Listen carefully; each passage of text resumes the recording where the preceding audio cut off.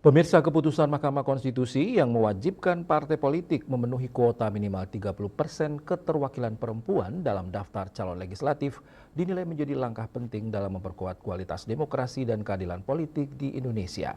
Di Bali, keputusan tersebut mendapat apresiasi dari Kaukus Perempuan Politik Indonesia atau KPPI Provinsi Bali. Ditemui Sabtu 30 Mei 2026, Ketua DPD Kaukus Perempuan Politik Indonesia KPPI Provinsi Bali, Niwayan Sarigalung menyambut baik putusan Mahkamah Konstitusi dalam perkara nomor 128/PUU 24/2026. Dalam putusan tersebut, MK menegaskan partai politik yang tidak memenuhi ketentuan keterwakilan perempuan sebesar 30% dapat dikenakan sanksi tegas, termasuk pembatalan keikutsertaan pada daerah pemilihan tertentu dalam pemilu. Menurut Sarigalung yang juga anggota DPRD Provinsi Bali dari fraksi PDI Perjuangan, ketegasan sanksi ini menjadi langkah penting agar keterwakilan perempuan tidak hanya menjadi formalitas dalam proses demokrasi. Partai politik yang tidak memenuhi 30% keterwakilan perempuan di Dapil itu sendiri dinyatakan gugur dari proses pemilihan umum 2029.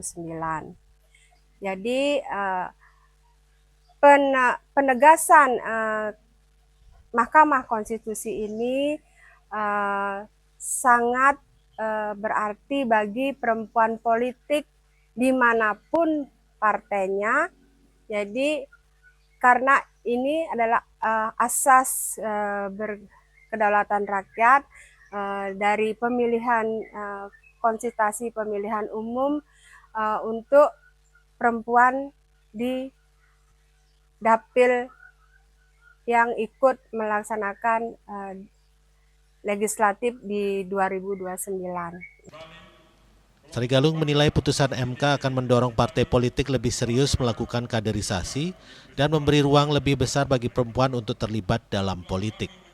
Meski aturan kuota 30% telah lama diatur dalam regulasi pemilu, menurutnya tantangan masih terletak pada kesiapan kader perempuan untuk bersaing di dunia politik yang membutuhkan kapasitas, pengalaman, dan dukungan yang kuat.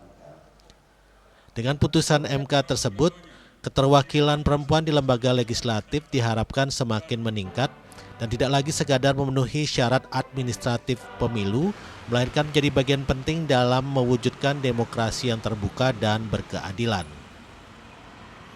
Winata, Bali TV.